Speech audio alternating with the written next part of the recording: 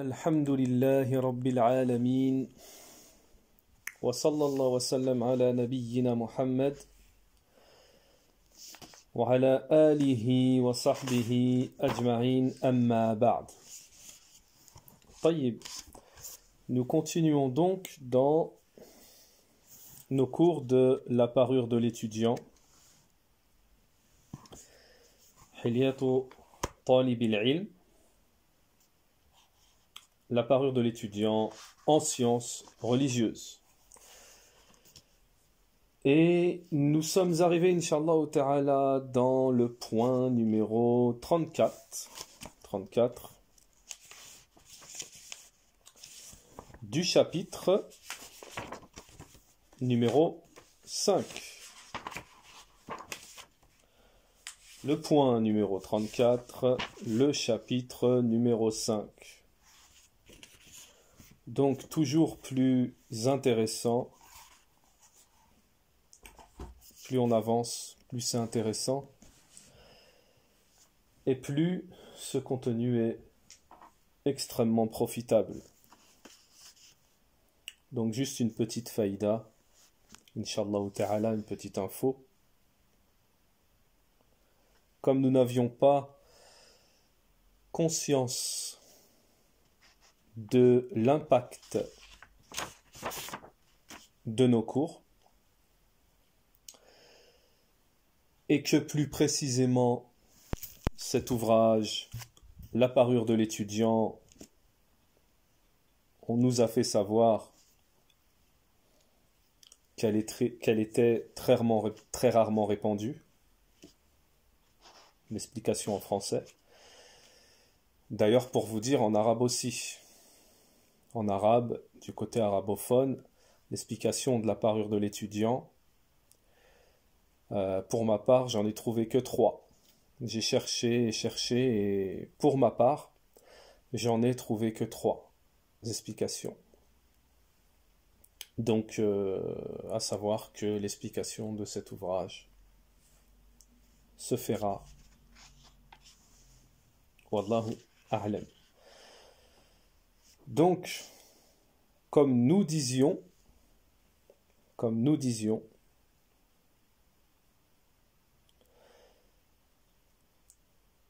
au vu de l'importance de cet ouvrage et de l'impact qu'il produit, dont nous n'avions pas forcément conscience,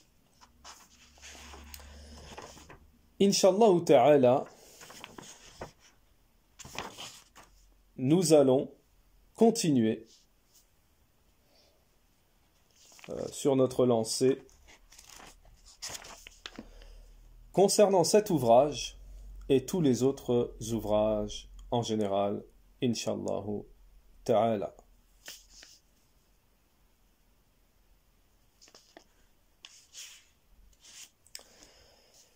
Donc ce point numéro 34, nous allons plutôt, oui 34, nous allons lire la courte parole de l'auteur, puis nous donnerons l'explication du Cheikh Al-Uthaymin rahimahullah ta'ala. Il y aura beaucoup de fawaïd, de paroles profitables.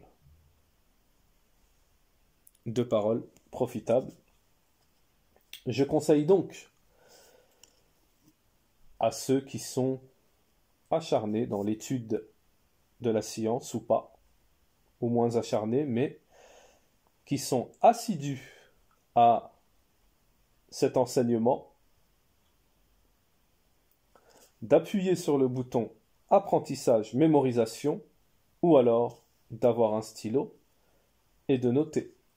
Parce qu'aujourd'hui, d'ailleurs c'est souvent le cas, mais aujourd'hui, le cheikh va nous mentionner dans le point 35, puisque vu que le point 34 est court, très bref, le point 35 aussi, mais dans le point 35, il y a des fawaïd qui sont comme on pourrait dire, vraiment primordial pour talib al-ilm. Primordial. Pour talib al-ilm, pour le talib al-ilm, mais aussi pour le musulman. Et vous verrez ça, nous verrons ça à la suite, Inch'Allah ta'ala. Point numéro 34, Bismillahirrahmanirrahim. La protection de l'étudiant en sciences. La protection du savant est le fait de dire « je ne sais pas ». Et ce qui déchire son voile est le fait de s'enorgueillir de cette parole et de dire « on dit que ». Donc, si la moitié du savoir est dire « je ne sais pas », la moitié de l'ignorance est « on dit que, je pense que ». Donc c'est très important, hein. Première notion, avant d'entrer dans l'explication de Cheikh Al-Uthaymin, rahimahullah, première grande notion, c'est que tout ce qui concerne la religion, le fait de dire Allahu, donc là c'est pas Allahu a'lam, hein, plus précisément la parole du Cheikh, c'est la adri, je ne sais pas, ça c'est la moitié de la science, le fait de dire je ne sais pas. Mais lorsque l'on dit dans une question religieuse ou lorsqu'on est questionné ou quoi, on parle sur la religion et on répond on dit que, je pense que, ça c'est la moitié de l'ignorance, nous dit l'auteur, le grand savant Bakr Abu Zayd, rahimahullah. Taïb, Cheikh Al-Uthaymin, rahimahullah, nous dit ceci est vrai concernant la parole de l'auteur, ceci est vrai et vient compléter ce que nous avons dit précédemment. Il est obligatoire à la personne, lorsqu'elle ne connaît pas, qu'elle dise « je ne sais pas ». Et on a vu ça dans le chapitre précédent. Je ne sais pas. Et cela ne lui nuira pas, mais elle sera encore plus crédible dans ses paroles. Et la parole de l'auteur que la moitié de l'ignorance, c'est on dit que, je pense que, cela est authentique, cela est vrai. Certaines personnes du commun, nous dit Shaykh Al-Uthaymin, certaines personnes du commun,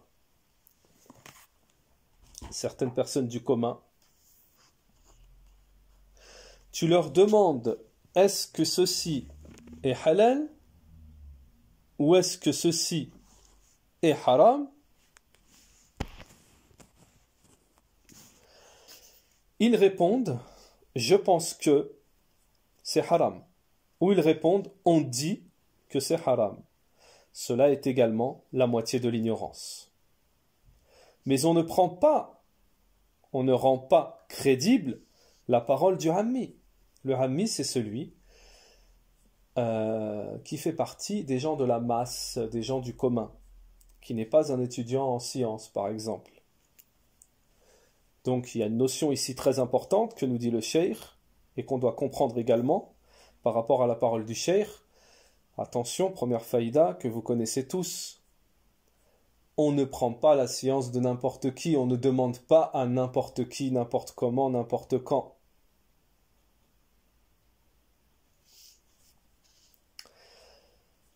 Mais on ne prend pas comme crédible la parole du ammi. Je pense cela et cela n'est pas permis. Dit Cheikh Al-Uthaymin rahimahullah. Combien de gens ont reçu des avis, des fatwas religieuses, des avis étant erronés, et surtout pendant les jours de pèlerinage, nous dit Shaykh Al-Uthaymin, où se multiplient les prétendants à la science, comme étant parmi les savants. Donc, attention, deuxième point, où je fais la parenthèse, j'essaye de vous faire prêter attention. Écoutons, réécoutons, relisons la parole de Shaykh Al-Uthaymin. Pendant les jours, et surtout pendant les jours de pèlerinage où se multiplient les prétendants à la science comme étant parmi les savants. Attention, cela nous signifie, Shaykh Al-Uthaymin, dans sa parole, il y a la preuve, l'indication qu'il y a des gens qui prétendent à la science. Et la plupart du temps, les savants disent que le terme prétendent, la plupart du temps, prétendent signifie ne pas faire partie en fait. Prétendent, mais c'est juste une prétention, il n'en fait pas partie. Donc, il faut être conscient de ça, que concernant les fatwas, les avis religieux, et même le fait de donner des cours, de parler sur la religion, tout ce qui est englobé dans ce contexte, Cheikh Al-Uthaymeen lui parle de fatwa, mais en réalité, c'est plus vaste, on peut expliquer ça dans un terme plus vaste, dans un domaine plus vaste, qui touche les cours, les gens qui donnent des cours, les prêcheurs. Celui qui prétend à la science, c'est qui? C'est le prêcheur, c'est le mufti, c'est celui qui fait des fatwas, etc., qui donne des cours, etc. Ça englobe tout ça. Donc ça, il faut faire très attention. Faut pas donner sa confiance entre parenthèses, faut pas accorder, se reposer sur quelqu'un sans être sûr. Parce qu'on est aujourd'hui dans une époque où c'est très grave. C'est vraiment, on arrive, si on n'est pas dedans, dans l'époque où les savants ont dit, il arrivera une époque où ils délaisseront les gens de science et ils iront prendre la science chez les ignorants. Et wallahi, pour ceux qui sont perfectionnés dans la science, qui connaissent, juste à écouter des gens, juste à voir leur da'wa, etc., on voit qu'il y a... c'est juste du copier-coller. C'est juste du copier-coller. Mais le copier-coller, il va t'amener à l'erreur. Tu auras plus d'erreurs que de juste.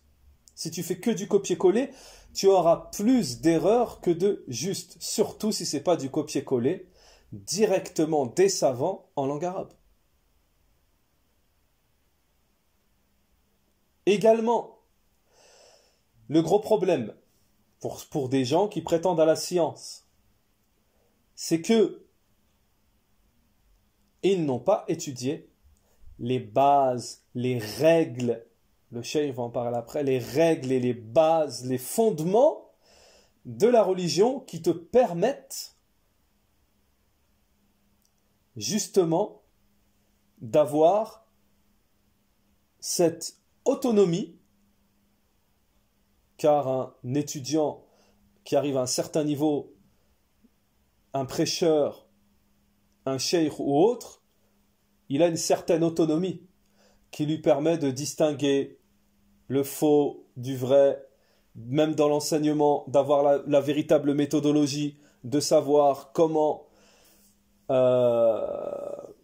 distinguer entre les preuves, etc., etc. Mouhim, on a déjà parlé de ça dans des cours précédents en détail. Donc ici, on ne va pas faire le détail de ça, mais retenez dans votre tête, pour ceux qui ne le savent pas, pour ceux qui viennent d'arriver dans les cours ou autres, il y a des prétendants à la science, mais qui n'ont rien à voir avec la science. Et c'est ça que nous dit le cheikh ici. Ils vont vous faire des fatwas, c'est halal, c'est haram. Il y a des gens qui ont des 100 000, 200 000 abonnés. Même parmi les innovateurs. Il y en a, ce sont des gens qui prétendent à la sunna et qui se permettent de porter des avis religieux, etc. et qui sont complètement à côté. Souvent, ils sont à côté parce qu'ils n'ont pas justement étudié ces fondements naham.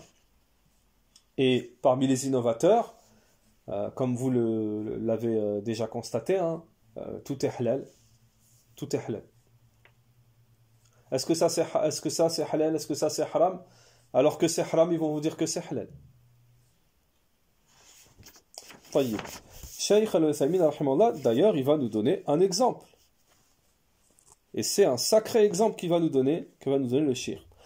Au point que l'un d'eux est dit, donc prétendant à la science, hein, au point que l'un d'eux ait dit, nous dit Cheikh Al-Uthaymin, que celui qui fait le tawaf, la circambulation, autour de la Kaaba, hein, qui tourne autour de la Kaaba pendant le grand pèlerinage ou le petit pèlerinage, au point que l'un d'eux ait dit que celui qui fait le tawaf, tourner autour du toit de la Kaaba, il peut faire, donc celui qui fait, qui tourne autour de la Kaaba la circambulation, le tawaf, on peut le faire au premier étage, on peut le faire au deuxième étage. Et il y en a des faux mouftis qui ont prétendu, quand tu es sur le toit, donc au deuxième étage, tu peux faire 3 tours et demi. 3 tours et demi. Comme si, Cheikh Al-Uthaymin nous dit, il avait mesuré les tours pas à pas. Selon son analogie, celui qui circambule, tourne, fait le tawaf sur le toit, au lieu de le faire directement au rez-de-chaussée, au deuxième étage, 5 tours lui suffisent. 3 tours et demi, comme il avait mesuré, comme s'il avait mesuré pas à pas. Selon son analogie, celui qui fait le tawaf sur le toit, 5 tours donc lui suffisent, 5 tours. Hein. Car il n'est pas comme celui qui est devant la Kaaba. Celui qui est devant la Kaaba, si on dit la difficulté, il a plus de difficultés devant la Kaaba, donc il fait plus de pas, beaucoup plus de tours. Donc Cheikh Al-Uthaymin nous dit il n'est pas permis de s'en remettre à des fatwas générales, jamais, et on ne peut émettre d'avis religieux, et ne peut émettre d'avis religieux qu'un savant de confiance dans sa science et sa fidélité. Donc ça c'est une notion très importante qu'il faut retenir, hein. Qu'il faut retenir, c'est très important. Donc voilà, concernant le point numéro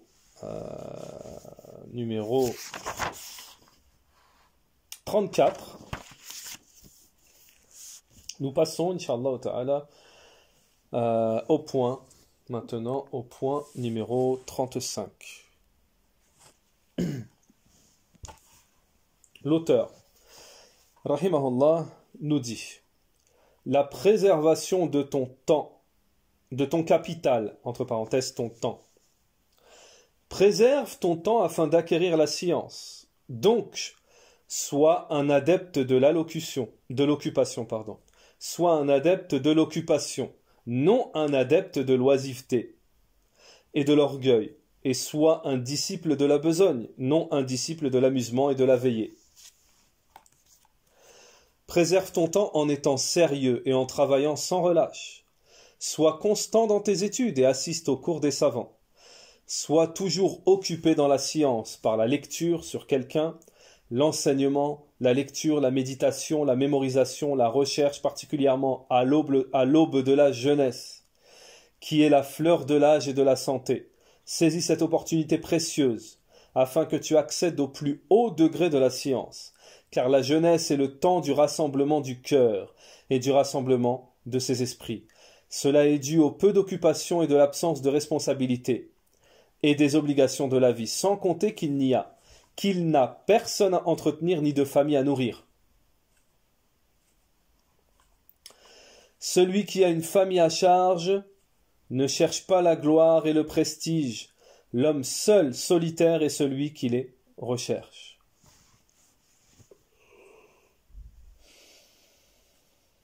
Aussi, prends garde à ne pas te laisser aller à la procrastination.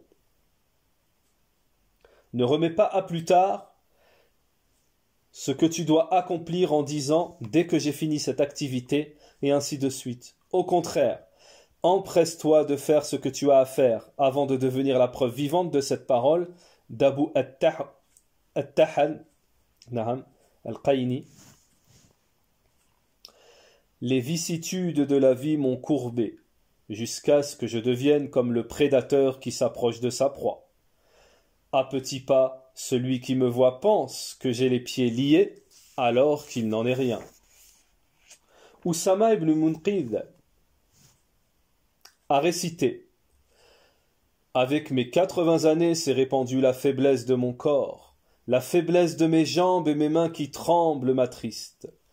Si j'écris, mon écriture est agitée, comme l'écriture de celui dont les deux mains sont tremblotantes, frissonnantes. Je suis étonné de la faiblesse de mes mains à porter un stylo, après qu'elles aient lancé la lance de la crinière du lion. Dis à celui qui espère une longue vie, ceci est la rançon d'une longue vie et prolongée. Puis l'auteur nous dit, ainsi, lorsque tu préserves ton temps, cela indique que tu as un désir ardent d'acquérir la science. Fin de citation du point numéro 35. طيب.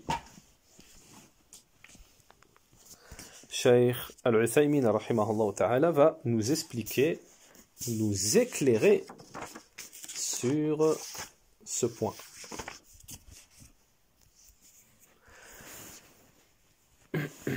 Omar ibn al-Khattab radiyallahu anhu a dit: apprenez avant que l'on fasse de vous des maîtres. Apprenez avant que l'on fasse de vous des maîtres, c'est-à-dire avant d'avoir des responsabilités, mariage, famille, enfants, etc. Parce que la personne, lorsqu'il devient responsable des autres, famille, mariage, enfants, etc., alors les occupations se multiplient, et les pensées se multiplient, et il se divise en lui-même. Donc cela vient éteindre sa volonté. Cela vient éteindre sa volonté. C'est pour cela qu'il doit fournir, plutôt, c'est pour cela, ô étudiant, fournis l'effort. Tant que tu es dans un moment, une époque d'accalmie, un délai de tranquillité, œuvre et cherche et fais des livres tes amis. Et fais du ventre des livres tes amis. Et lorsque tu fourniras les efforts et la motivation, cela te suivra, cela deviendra une habitude, au point que ton fort intérieur rejettera la paresse si un jour elle se présente. Nous allons répéter, Inch'Allah, parce que c'est très important. C'est pour cela, ô étudiant, fournis l'effort, tant que tu es dans un moment, une époque d'accalmie, un délai de tranquillité, œuvre et cherche et fais des livres tes amis. Cherche, fais des recherches. Et lorsque tu fourniras les efforts et la motivation dans la recherche de la science, cela te suivra. Cela deviendra une habitude, au point que ton fort intérieur rejettera la paresse, si un jour elle se présente. Tu trouveras un vide comblé. Regarde la situation des étudiants lorsque les examens sont terminés. Ils ressentent un vide. Donc le cheikh, il veut parler, lorsque les examens sont terminés, ça veut dire les études sont terminées. Donc, les étudiants à ce moment-là, ils ressentent un vide. Mais si tu t'habitues à faire des efforts, à être motivé, tu prendras l'habitude. Cela sera ancré en toi. Que ta recherche soit concentrée. Et ne cueille pas une partie de chaque fleur, mais que ta recherche soit concentrée.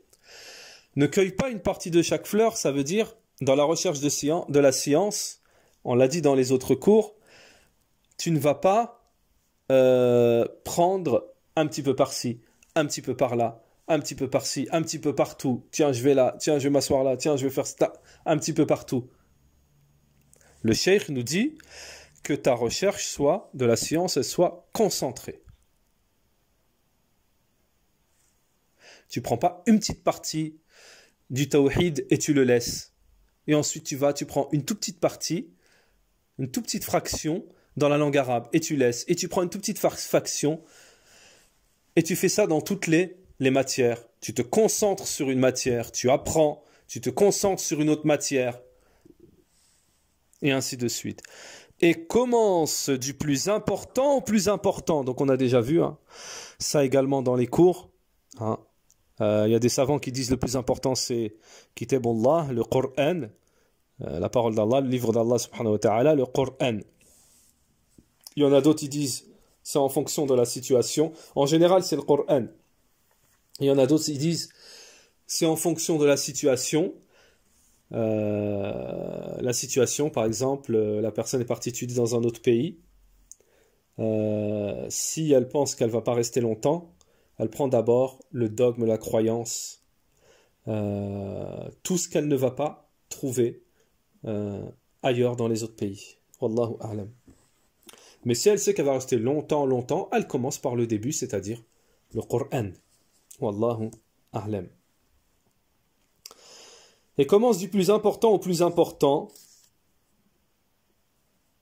jusqu'à ce que, également n'oublions pas la langue arabe, jusqu'à ce que tu possèdes des acquis qui t'aident à traiter les questions religieuses, avec les règles et les bases. Donc comme on l'a dit précédemment, en parlant des prêcheurs qui ne sont pas habilités, etc., regardez, le cheikh nous dit jusqu'à ce que et commence du plus important au plus important, jusqu'à ce que tu possèdes des acquis qui t'aident à traiter les questions avec les règles et les bases. Donc, les règles et les bases, c'est ce qui va t'aider à traiter les questions. Ce sont des acquis. Et si on ne les a pas étudiés, et ça s'étudie dans les universités islamiques, ou alors tu peux étudier avec les savants, avec les shuyukh, avec les élèves des savants, mais en gros, il faut une étude, une structure. C'est pas tout seul.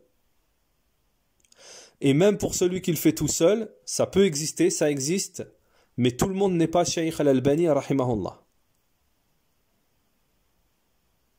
Comme le disent, comme cela est connu chez les savants, celui qui étudie dans les livres, il se trompera plus qu'il ne voit juste. Ça c'est connu chez les savants, on l'a cité dans les cours précédents. Donc attention chez qui vous étudiez. Parce qu'aujourd'hui, il y a une grande liste de prétendants. Et on a dit que prétendant signifie ne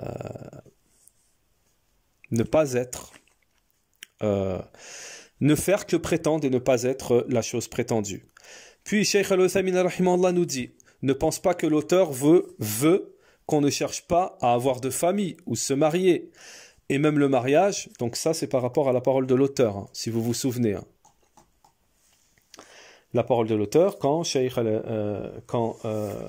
l'auteur nous dit, je reviens, celui qui a une famille à charge ne cherche pas la gloire et le prestige. L'homme seul solitaire est celui qui la recherche. Comme quoi c'est mieux d'être seul, solitaire, etc. Donc Cheikh Al-Uthaymin nous dit par rapport à cette parole de l'auteur, ne pense pas que l'auteur veut qu'on ne cherche pas à avoir de famille ou se marier. Et même le mariage peut être une cause de tranquillité, nous dit Cheikh Al-Uthaymin. Avec une condition, retenez cette condition.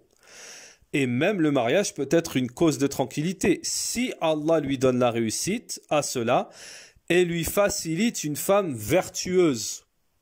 On en tire de la parole de Shaykh Al-Uthaymin rahimahullah ici que la condition pour être tranquille, heureux dans un couple, c'est que la femme soit vertueuse. Donc, avis à ceux qui veulent se marier, la première chose que vous devez regarder, frère ou sœur, c'est la religion. Est-ce que la personne est vertueuse? Et comme vous le savez, vous devez le savoir, le prophète alayhi salam a dit une des meilleures choses pour le croyant, c'est si ce n'est la meilleure chose pour le croyant, c'est une femme vertueuse. La parole, le poème est une comparaison incroyable.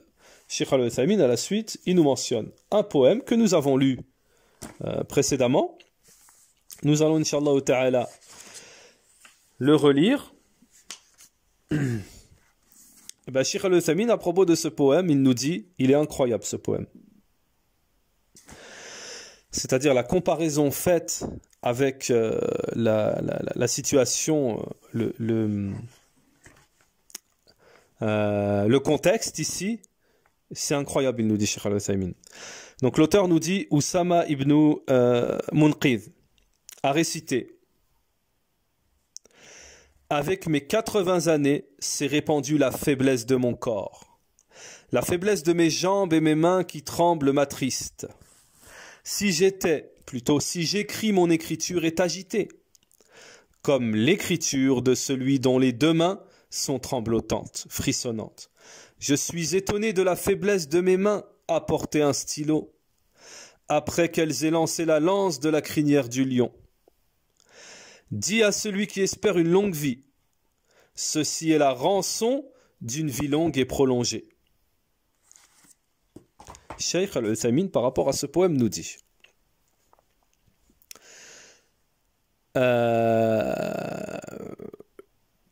la parole, le poème est une comparaison incroyable ici.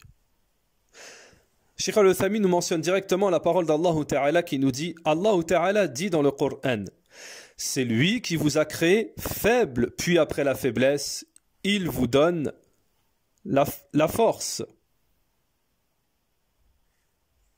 Puis après la force, il vous réduit à la faiblesse et à la vieillesse.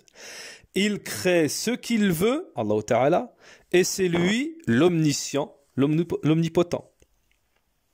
Cheikh Al-Uthaymeen nous dit, le jeune dans sa jeunesse, il pense qu'il n'est pas fatigable, qu'il ne sera pas lassé, fatigué, et jamais embêté. Et Allah Ta'ala dit dans le Coran, et dit: ô mon Seigneur, mes os sont affaiblis, et ma tête s'est enflammée. Mes cheveux, de cheveux blancs, ma tête s'est enflammée, de cheveux blancs. Surat Maryam, verset 4. Il est nécessaire, nous dit Cheikh Al-Uthaymeen, que la personne se fatigue. Donc, il faut absolument que la personne saisisse, profite de la jeunesse et de la santé. Cheikh Al-Uthaymeen rahimahullah nous dit: tous ces poèmes sont sagesse, car la personne penche vers cela. C'est-à-dire l'auteur ensuite parle de la vieillesse, 80 ans. La vieillesse se propage dans ses mains, ses jambes, son dos, sa poitrine, son cœur, sa tête. Tu trouves la personne dans la vieillesse trembler parce qu'il est faible. Et cela est constaté chez les plus âgés. Lorsqu'il veut écrire, il ne peut pas écrire. Et même s'il vient tenir sa main droite avec la gauche, donc même s'il vient tenir sa main droite avec la gauche, il ne peut pas écrire car les deux mains tremblent. Dans le poème, la lance dans la crinière du lion, en réalité, pourquoi? Parce que la lance est plus lourde que le stylo. Ceci est comme la punition, la rétribution de la longue vie. C'est-à-dire, comme nous le dit ici, c'est la rançon de la longue vie. Mais concernant le croyant, nous dit Cheikh Al-Uthaymeen, concernant le croyant, mais le croyant, louange à Allah, tant que sa raison reste et son cœur raffermi reste. Même s'il a atteint la faiblesse et l'impuissance physique, son cœur est présent. Il peut passer son temps dans l'évocation, le rappel d'Allah ou Ta'ala, le Très-Haut, l'Exalté. Et son espérance, espérer et réfléchir sur ces signes et autres. Les signes d'Allah Ta'ala, les signes qui le touchent, etc. Parce que ces choses-là, le rappel, l'évocation, l'invocation, etc., en général, la seule impuissance à cela, c'est le laxisme, nous dit Cheikh Al-Uthaymeen. Donc, il faut se remettre en question si on est jeune et que l'on n'emploie pas tout son temps ou dans la recherche de la science ou dans l'adoration d'Allah subhanahu wa ta'ala, et la recherche de la science est une adoration d'Allah subhanahu wa ta'ala. On doit se remettre en question et tout notre temps, on doit, la plupart, du moins le gros du temps, on doit le consacrer à Allah subhanahu wa ta'ala. avant que nous atteigne la vieillesse et l'incapacité, l'impuissance. Naham. Cheikh Al-Uthaymin nous dit donc, l'auteur nous incite à saisir l'occasion et à ne pas perdre notre temps. Sache que si tu as l'habitude de perdre ton temps, tu seras impuissant à la suite, à te rattraper. Car tu auras pris l'habitude de la paresse. Tu auras pris l'habitude de la paresse. Est-ce que ton âme, ta personne, n'a pas un droit sur toi? Réponse oui. Ton âme, ton fort intérieur a un droit sur toi. Nous ne disons pas, Cheikh Al-Uthaymin donc nous dit, nous ne disons pas si tu es fatigué ou lassé, continue. Non, repose-toi. Celui qui prie lorsque le sommeil le prend, il lui est obligatoire de laisser la prière et de dormir.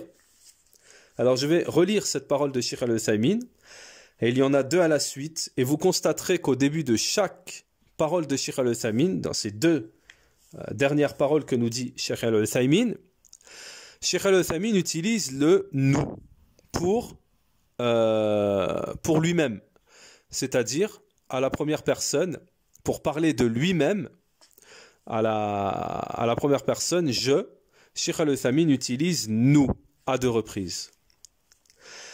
Alors, avant de relire ces deux paroles, c'est une faïda très importante, c'est que le terme « nous », les savants de la langue arabe, et même les savants en général, ont expliqué que le terme « nous » est utilisé et connu chez les Arabes pour être utilisé lorsqu'on veut parler dans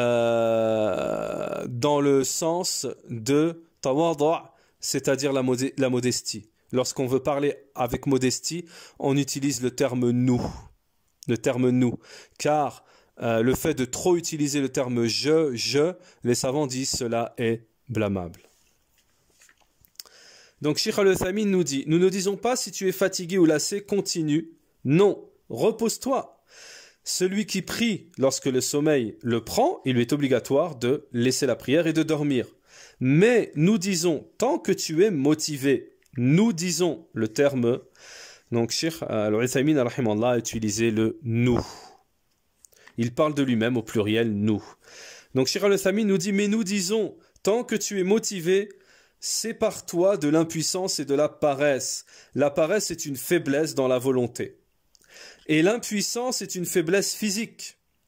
Tant qu'avec la volonté, la personne peut s'habituer à une motivation élevée jusqu'à exploiter son temps. Donc voilà, concernant ce point numéro 35 du chapitre 5 de la parure de l'étudiant.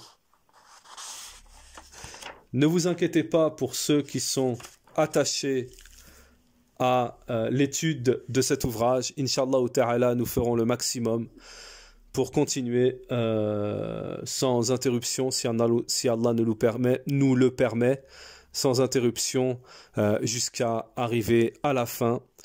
Et la continuité de cet ouvrage, Inch'Allah ta'ala, pour ceux qui l'auront terminé, et même pour ceux qui ont la capacité en parallèle d'étudier, je vous conseille dans le comportement un ouvrage que nous expliquons, Inch'Allah ta'ala, sur notre chaîne Telegram, c'est Al-Adab al-Mufrad, Al-Adab al-Mufrad de l'imam al-Bukhari que nous enseignons.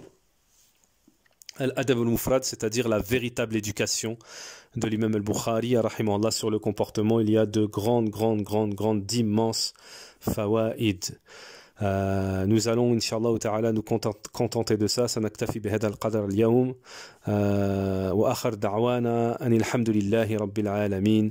Wa sallallahu wa sallam ala nabiyyina Muhammad wa ala alihi wa sahbihi ajma'in.